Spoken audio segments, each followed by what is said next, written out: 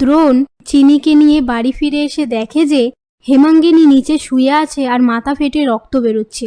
সেটা দেখে দ্রোণ বুঝতে পেরে যায় যে এটা তার ঠাম্মির আবার কোনো একটা চাল।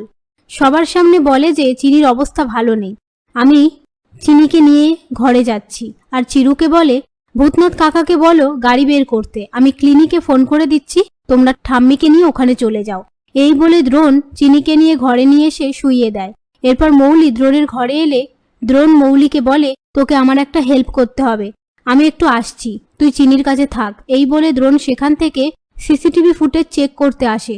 তখনই হসপিটাল থেকে একজন নার্স দ্রোণকে ফোন করে বলে যে আমি খাতাটা খুঁজে পাচ্ছি না। এই কথা শুনে দ্রোণ রেগে গিয়ে নার্সকে বলে, খুঁজে পাচ্ছি না মানে? ওই খাতাটা আমার চাই, ঠিক করে খুঁজুন।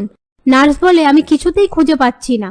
দ্রোণ বলে, আমি ওটি করতে যাওয়ার আগে চিনির কেবিনে ড্রেস চেঞ্জ করেছিলাম, ওখানে একটা ফোন আছে, ওটা সামলে রাখুন। এই বলে দ্রোণ ফোনটা রেখে দেয়।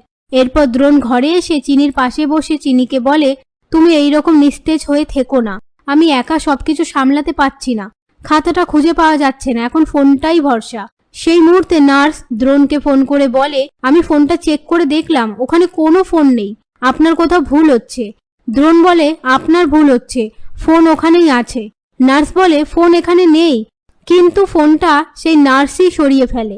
এই সব কথা শুনে দ্রোণ দুশ্চিন্তায় পড়ে যায়। তারপর চিনি দ্রোণকে বলে, গানের খাতায় যে গানটা লেখা ছিল সেই গানটা পড়ে আমার সেটাকে গান মনে হচ্ছিল না, এটা একটা সংকেত, ওটা পড়ে আমার সব মুখস্থ হয়ে গেছিল, আর আমাকে যে মারতে এসেছিল সেই তো এখন ভরসা, তার যেন কিছু না হয় সেটা দেখুন ছোট মালিক। চিনির বলা সমস্ত কথা দ্রোণের বাবা দরজার বাইরে থেকে শুনতে পায় আর আপন মনে বলে, এই মেয়েটাকে নজরে রাখতে হবে, না হলেই বিপদ।